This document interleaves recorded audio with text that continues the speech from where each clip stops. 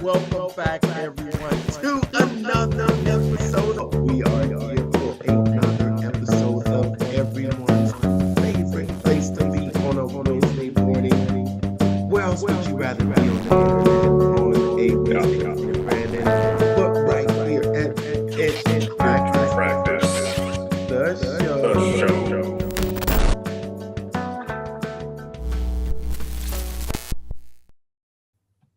Welcome back, everyone, to a special Christmas Eve edition of everyone's favorite place to be on a Wednesday pitch practice.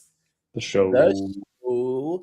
My name is Mark, and I'm the guy behind the Mental Marketer and the private Facebook group Funnel Building 101. I teach the newest art and science of funnel building to help content creators sell other people's stuff. I'm Brandon here, your Chief Business Strategist with Brand On Growth Lab.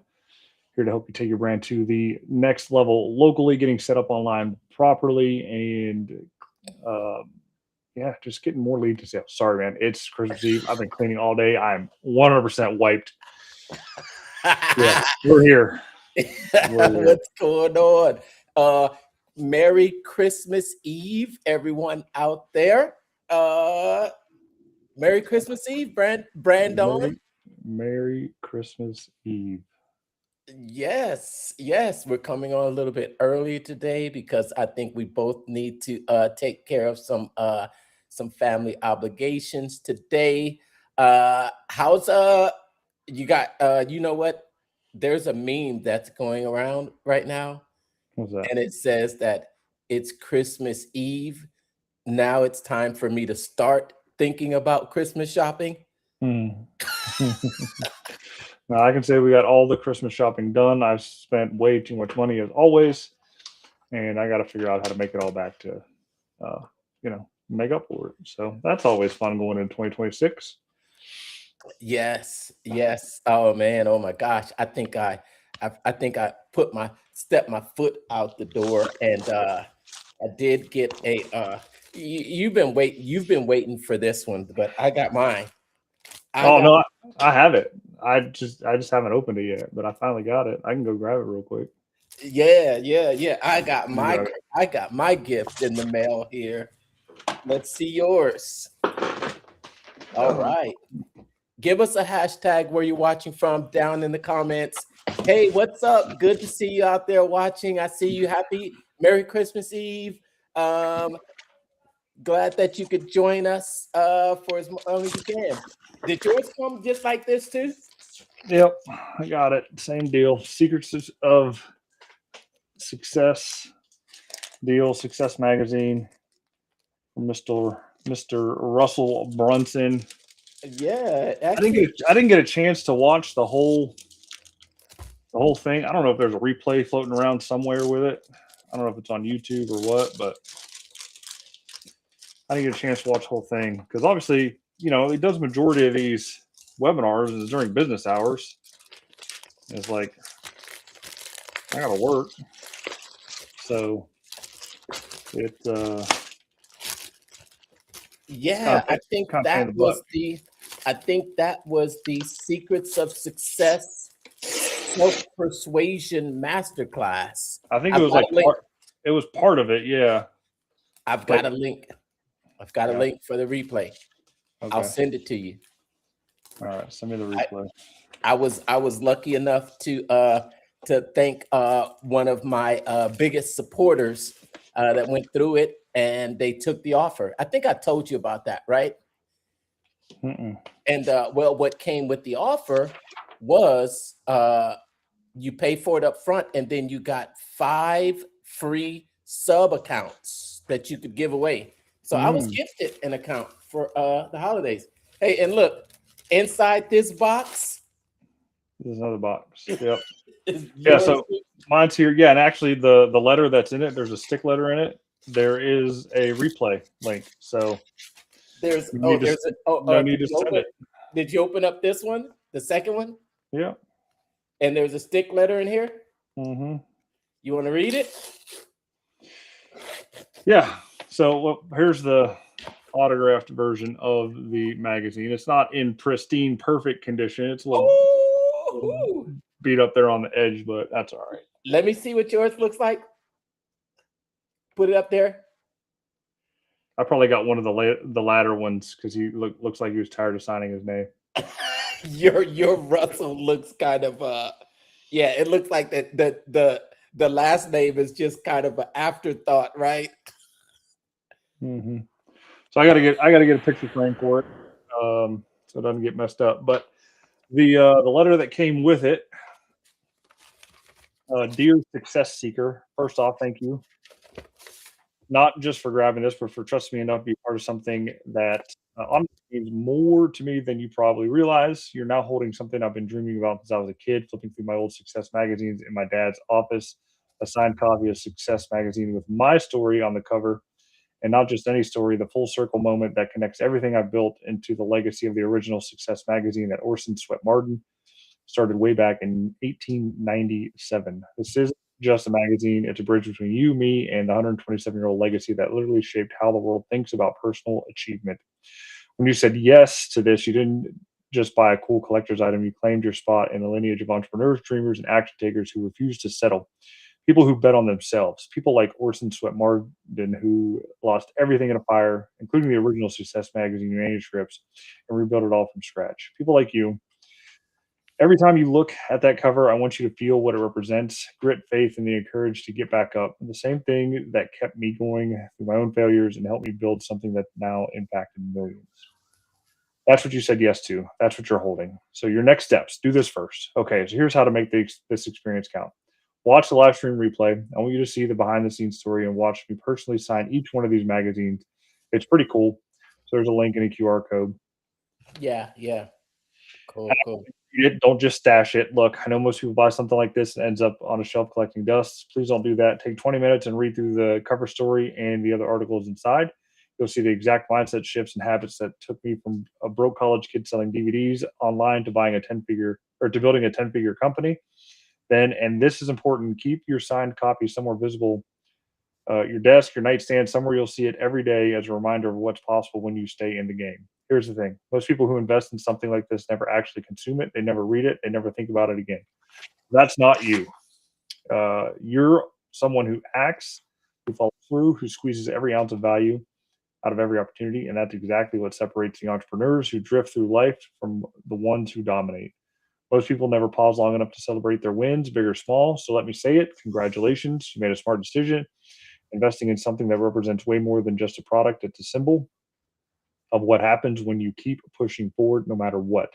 Thank you for trusting me, for being part of this. It means the world. But listen, the moment doesn't end here. If you haven't watched the half day self persuasion immersion masterclass yet, stop what you're doing and go to link and QR code. This is where I pull back the curtain on the single most powerful self discovered Over 20 years. I've discovered over the 20 years of doing this: the ability to persuade yourself, not your customers, not your team, yourself. You'll discover how to eliminate the hidden mental roadblocks, keeping 99% of people stuck in the same place year after year. The internal frameworks I personally use to scale to 10 figures, and now you can use them too. And most importantly, how to finally close the gap between knowing what to do and actually doing it. This is for the action takers, the one who are sick of starting and stopping, who are done settling for good enough, who are ready to go all in on whatever goal they've been chasing. Plus, everyone who registers gets insane bonuses worth thousands: a 30-day test drive of the Driven 67 app, digital access to the first ever 1897 Success magazine, which is nearly impossible to find, and VIP pass to once in a lifetime unboxing from the Earl Nightingale estate. You're going to freak out when you see this. So if you've already registered, awesome. Get ready. It's going to shift everything. See you there. P.S. Go rewatch the live stream where I signed your magazine and told the full story behind this moment. Cool. We'll watch that later on.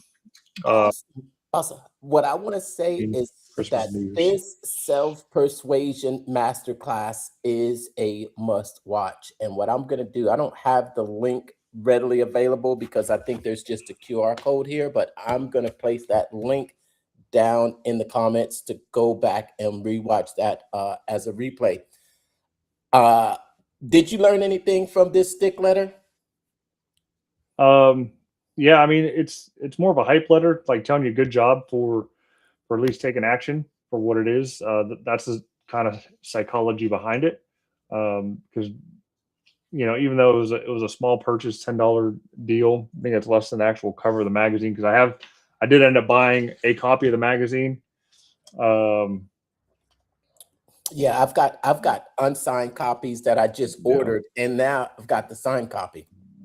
Yep. So my unsigned copy is in better shape off the shelf than what got mailed to me, but it happens. What I took away from this is he wasn't really selling in this letter. It wasn't really selling, but it was an invitation to go back and rewatch the live. He turned this entire being on the cover of Success Magazine into a lead magnet, pretty much. Yeah. You could, I was going to say, yeah. I mean, the thought of, having the lead magnet of getting a signed copy for only $10, which is basically the cover cost of the magazine, less the shipping. So you probably took a little bit of hit on that. But the fact that, again, this live stream happened during the middle of the day. How many people were actually on it and had the opportunity to sit there and watch it that weren't working, as it was? So he knew his audience enough to know, it's like, hey, they know enough. They've been dabbling. They'll get it. Then they'll get a chance to go back and recoup it. So it's a great follow-up funnel to get people to move forward with the purchase, and to pull people back who may have watched the whole thing and didn't didn't take action on it for whatever reason. They got distracted, or they said they were going to do it, but they didn't actually finish the cart. But it's definitely a great way to bring people back into the buying loop, I guess is the best way to put it. Yeah, and at minimum, you're going to bring them back to this presentation where he's going to sell that offer to you. That's a very great tip. Follow-up funnel. We can call it a magazine funnel, a magazine signing funnel. Now he's just creating a different type of funnel. Cool, awesome. Well, congratulations, Russell Brunson, on the cover of the Legacy edition of Success Magazine. I'd already gone through and I did read the title article, but maybe I'll go through now and revisit that self-persuasion masterclass. Make sure to check the comments for the link. And today, tonight, today, yeah, we're really afternoon right now. We've got on this Christmas Eve, it's very close to us starting a brand new year. And what we were going to talk about today, I guess we'll just kind of go over them. But these are the top 10 digital marketing trends in the space for 2026. I want to say that oh man, hold on. My mouse here. Let me get my mouse working. Okay. This list was actually taken from a blog from Search Engine Journal. Have you heard of Search Engine Journal? I get their emails every day. Yeah, Search Engine Journal. And this is we're just going to actually see what they've got to say about the trends for 2026. 2025 has been quite a year. I think next week we're probably going to kind of wrap up the year and talk about everything that's happened. Look through our did you actually go inside ClickFunnels? Did you see where you could see your year in review, the amount of funnels that you built, and then it kind of gives you a name? Same thing with ChatGPT too. No, I have not done my look backs. I haven't looked at. I did my YouTube look back, but I have not done like my Spotify or anything like that.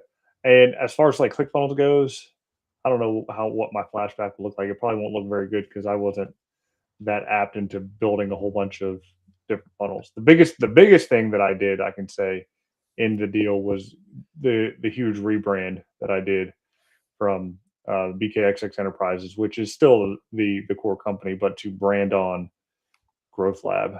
We'll play on my name there, and I'm excited about it going into the new year and getting some new marketing materials printed up and new swag printed up. And I did it. I mean, I got the Zen Drop offer. It was a too good to be true type offer, so I got that for the year. And so I will kind of go in on that and do some entrepreneurial items, t-shirts, mugs, things like that, and see if I can sell those to my audience. Nice, a little bit of merch to go along with it. Awesome. Yep. Some meme merch. Yeah, maybe we'll share a few more of those look backs on next week's episode. But tonight we're really talking about the trends. And I'll tell you that if there was one thing that just kept my head on a swivel this past year, what would you say that was, Reddit? It's probably everything AI that's going on. Yes, tell me about it. Talk about a swivel. Keeps your head on a swivel. Are you there? Uh-oh, hold on. I'm here. I don't see us both on the screen. 1 second. This thing it just looks different now. And I'm not seeing us on the screen. So give me a second. Let me make sure that we're going to be added to the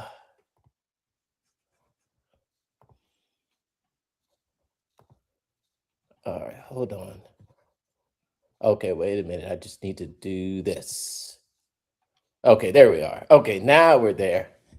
Now it's not just the screen, but both of us are here also. Okay, there we go. Kind of. All right, now. All right. All right, let's hope this page acts right. I think this page is because it's a blog. You know how blogs are. They've just got pop-ups coming from all angles. And this today, yeah, and then we've got that thing that pops down too. What's that? Okay, that's a little drop down. We got the top 10 digital marketing trends for 2026 according to the Search Engine Journal.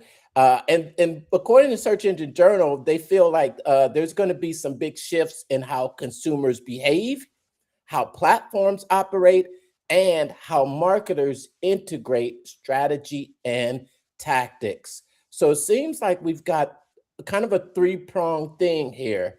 How consumers behaving, what external forces can have an effect on buying patterns or buying behaviors. And then at the same time, we've got platforms. We've got ad platforms that are changing. I think we talked about Facebook just last week and the what they're doing about limiting the amount of links on the platform. I think that's one thing we could probably count on kind of staying similar. What do you think? Any predictions on how the platforms might change even more? I think if you ask me, I think there's gonna have to be a little bit more adoption to, I won't say, I think we just need to distinguish between real and fake a little bit more. Yeah, I mean the generative AI is getting kind of crazy now. When I first couple videos, you see you get kind of sucked in because it's new, it's different, there's a pattern interrupt there, but they can definitely become played out very very quickly and lose their luster. So you got to watch out for that. Secondly, when it comes to marketing your own stuff, nobody's going to Google anymore. And if they are going to Google, Google is just sharing the answer right at the very top of the screen. Like you're going to have to revamp your content for a zero-click environment. If you're a service-based business, you should be okay. But if you're an e-commerce business or if you're any other type of business, it's going to be rough out there. If you're a blogger, if you're an influencer or anything like that, if like you're making money affiliates with blogging, it's going to be tough. So you're gonna have to adapt on that end. Right. It's now when you're going to Google, before you get to any results, it's typically going to be an AI summary up at the top. And if you've seen, I don't know, I think Chat GPT added it, but then maybe they took it away. But I've seen them make recommendations. Have you seen that? Have you seen it sort of like if you ask it for something, it'll say, here's the person. And you can be referred by AI. And I think that's what a lot of people are talking about when it comes to it's being called AEO. Mm-hmm. AEO, and we can see here on the screen here the state of AEO and GEO. What's GEO? I'm guessing generative engine optimization. So that would be like if you're working in ChatGPT and you ask it something, if your information is going to be provided in the response. And a lot of people are using chat as a conversational medium to get the answers that they're looking for. And it's kind of crazy now because it just 100% upends the whole search engine optimization. Like the old tactics still work, but there's a whole plethora of um, new tactics that have to be utilized, and your content has to be structured in a certain way that the AI can read it, understand it, and know what you're trying to put out there that answers the questions people are looking for. So when it comes to the content, you know, answer questions. That's going to be the biggest shift in how you put it out there. Is just figure out what people are asking, dig into trends heavily, and then just answer questions people are asking. I mean, go to Reddit. Reddit is like the number two um, place people are looking for answers because they want answers from real people, and real people are responding to the questions there because people are turning away a little bit from search engines because of how things are provided now with the AI generated script at the top. So um, Reddit's your friend. What's that other site? You can see here, some of the overview of these conversational search rewriting the SEO rules, video turning fully into commerce, privacy and data ownership as a competitive advantage, retail media networks moving from niche to mainstream. Did you hear that YouTube landed, I think they landed the Oscars or some major television contract out? That was interesting to see it move, see the move from your television screen to a streaming service. That is going to, I don't know, that could be that could be something to come. But we've seen it though too, right? Because now we're seeing live sports streamed on Netflix, streamed on Amazon. Before 2025, were we seeing that, or I think it's sort of just starting to gain a little bit more traction? No, Netflix had a couple of streaming events on there, and they dropped the ball tremendously. I can't remember what the event was, but it was a pretty big hyped event, and it crashed. Like Netflix could not handle the traffic. I want to say it was a fight. It was Tyson. I think it was a Tyson fight. Tyson with Jake Paul, yeah, or was it Logan Paul? I don't remember which brother it was. I think it was the one that just lost this past weekend. Oh, he got his bell rung. Yeah. Okay. Oh, so, yeah. Man. Yeah. So the way people are consuming media is 100% different now. I mean, the 30-second commercial spots. Everybody wanted to break the cord. Now it's all just coming back full circle, and all these streaming services that had no ads are now having ads in them. It's I hate it. I'm gonna be honest with you. I absolutely hate it.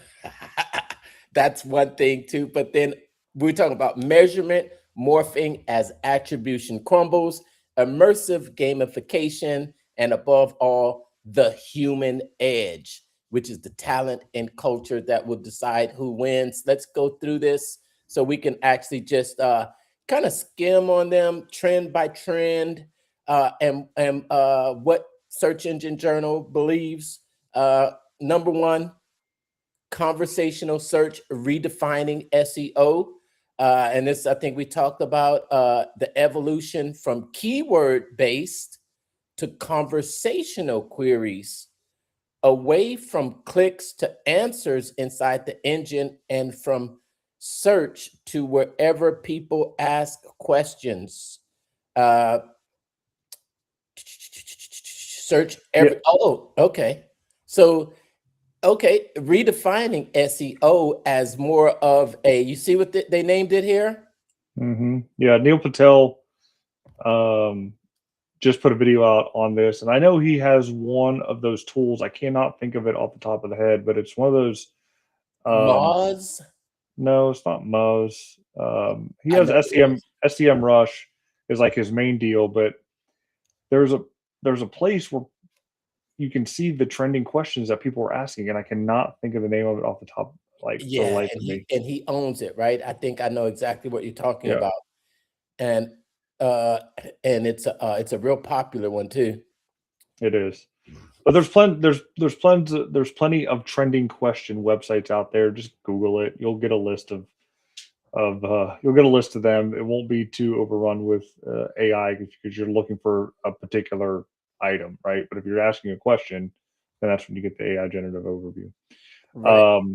Yeah, so that's what you got to do. Figure out what the questions people are asking and write content that answers the question. And Yep. don't And don't don't talk about your grandma's 1962 whatever or fluff around it. Like get to the point, make it relevant, and answer it. yeah, as you see here, it says a shift from creating pages for ranking the keywords to creating authoritative answer centered content. And it also talked about zero click scenarios as well. All right. And then the real quick, a video commerce boom, short form, live video, interactive video, and the convergence of video and commerce is now in full swing. It says social platforms long treated video as engagement. Now they're treating it as transactional. Yep. Uh, It has turned into QVC on steroids. Every other TikTok that you see, somebody is trying to sell you something with that little orange cart button there in the bottom of the screen. That's where it's all going. Gary Vee called it out back in 2008, and he is now like on it and rampant, and even has his own platform now that he's pushing with Whatnot. the. I think it's Whatnot. There might be a. I don't know if it's Whatnot or if it's And another I think stand store. I've seen him. I've seen him recently partner with Stan Store, I think. Yep. So he pushed Whatnot, but he partnered with Stand Store. So, if you can figure out how to go live for 30 minutes and talk about a product and keep it interesting, there you go. I I actually like that. I like that idea of what he calls live social selling because it is QVC. I And yeah, it's huge over in Asia. I mean, they have warehouses where people go and rent booths and just get on live and sell shit all day. Excuse my language. But that's it. That's what they do. It's crazy. just go live, just go live, just go live. All right. What's our next one? Privacy first data revolution. And this, I guess this has to deal with the cookies. Yep. Increased regulation, your first party data, consent based profiling. I think shoot, let me see here. I think what this means, yeah, I think this could be a because I think a lot of people rely on this data. And I never forget when Apple first released that one uh update that made its users opt in. it really crashed people's businesses overnight because so many people opted out. Yep. So if they opt out, they can't sell the data for the advertising, so you don't get the targeted ads. It's double-edged sword. It definitely hurts marketers, but there are ways around it. As long as you have the appropriate analytics, cookies, things like that set up, and the appropriate tracking on it, the Facebook pixels and things like that. Most people, they don't use Apple. They're on a Windows machine or an Android device, so depending on how they handle the data, you can be okay. But with a majority of things going mobile first, and a majority of the people that more affluent people, I wouldn't say more affluent people, but the demographics, people that own iPhones and the level of ticket that they purchase from the device can definitely put a pinch on your bottom line, because one, you can't target them properly, and two, they're not seeing your ad. So Yeah, got to figure it out. I would just say use your own data to make measurements, and not relying on so much those third party actual networks. All right, we got seven more to go through. So let's roll through these. Retail media networks go mainstream. It says once the playground for major e-commerce players, retail media networks are now becoming central to planning because they combine rich first-party purchase with premium placement. Ad spend is projected to be roughly 62 billion.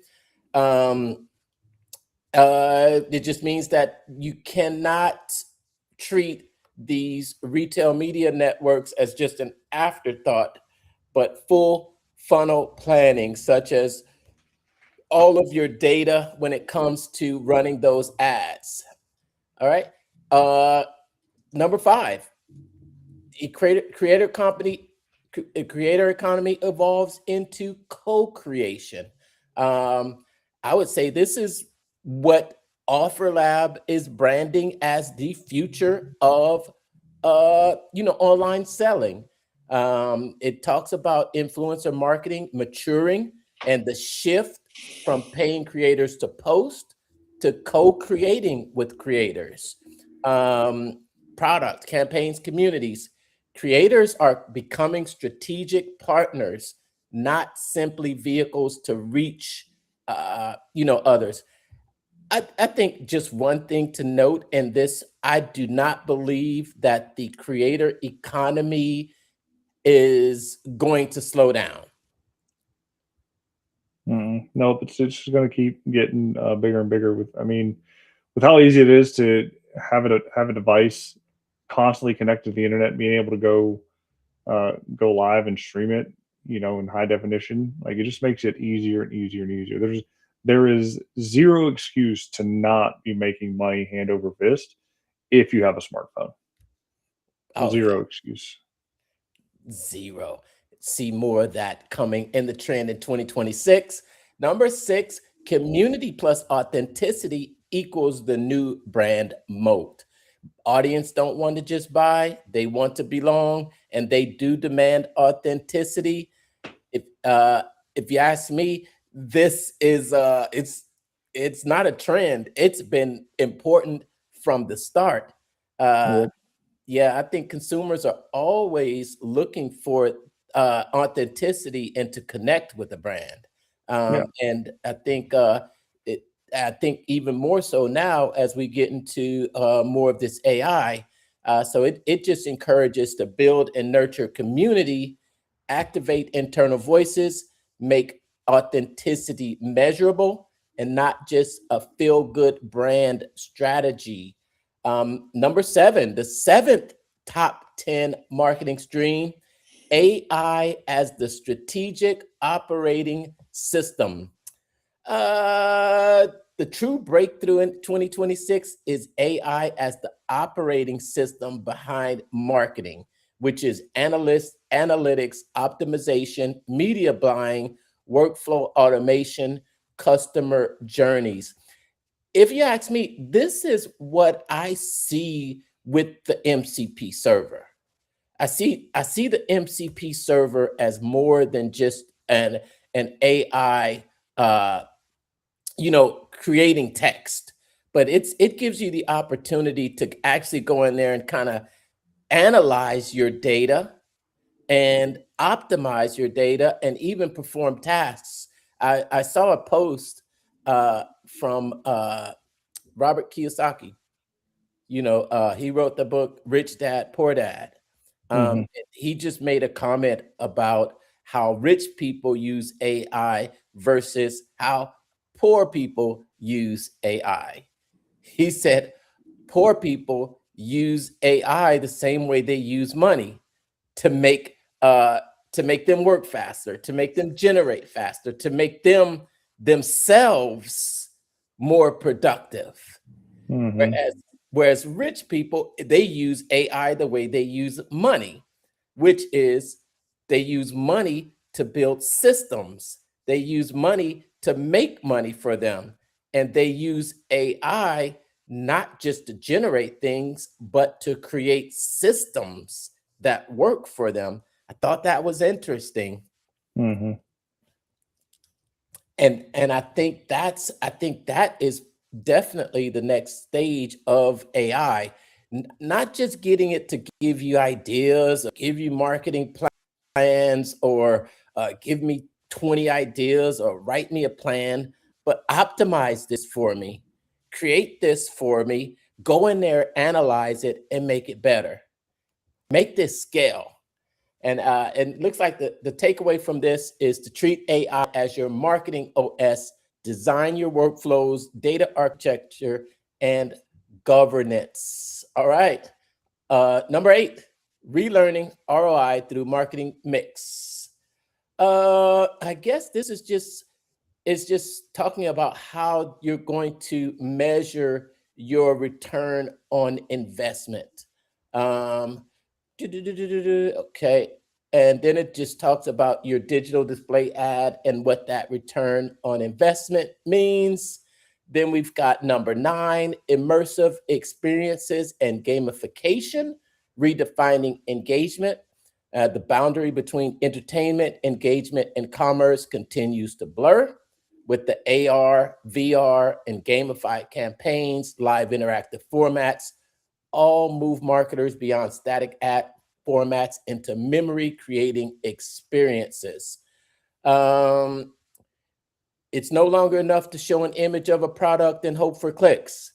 Successful programs will incorporate tangible utilities, AR try-ons, live quiz, gamified product launches, metaverse showroom visits.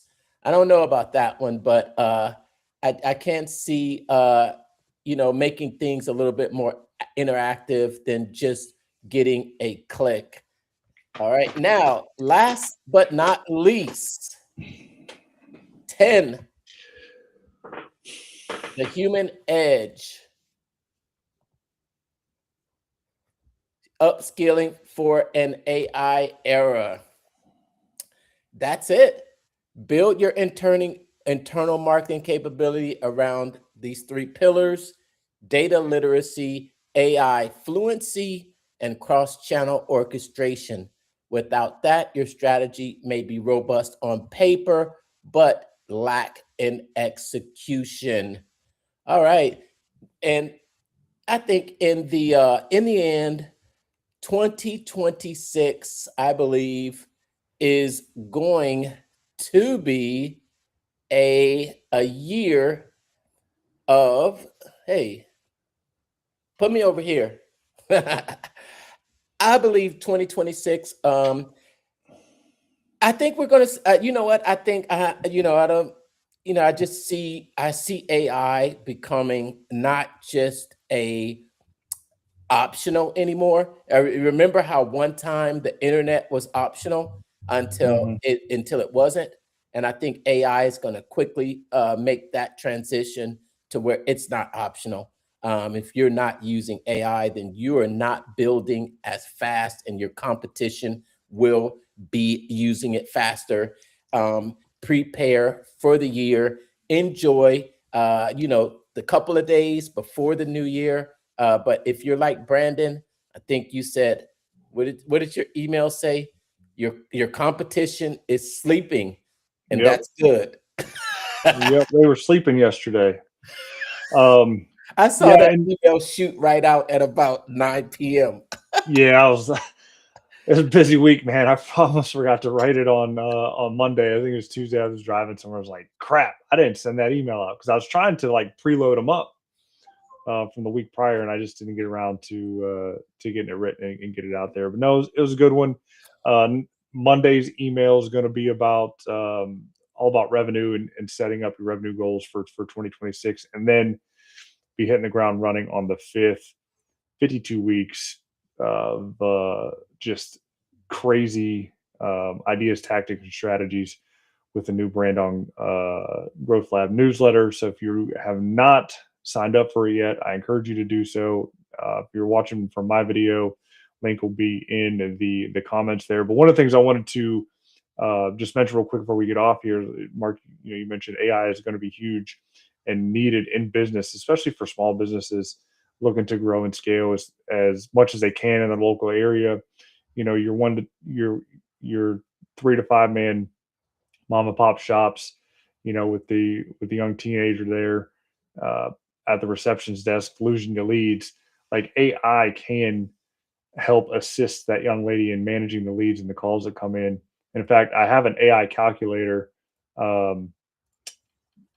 that will show you the missed revenue of not implementing AI into your business by not having either a widget on your site that can capture the lead and book the deals, or an AI for SMS and phone calls. So if you go to my site, brandongrowthlab.com, about halfway down the page there is a button you can click that will show you the deal with the revenue. And in fact, I'll show the screen now real quick, and then we'll get off here of what the calculator looks like.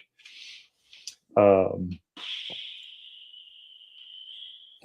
there it is, AI reception impact calculator.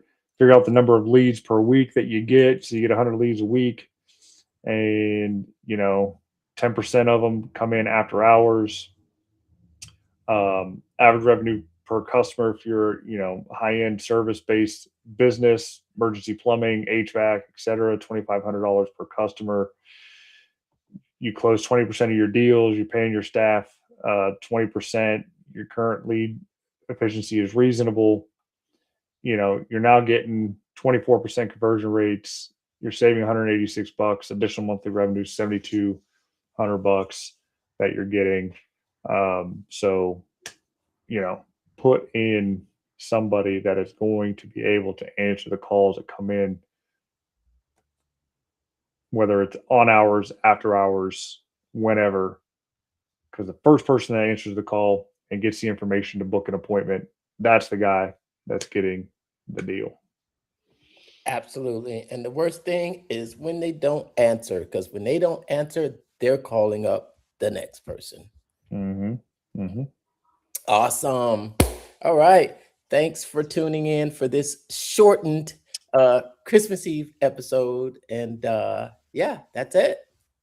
See you guys after the holiday. Well, after Christmas. Take care, everybody. Merry Christmas. Be Merry safe. Christmas. And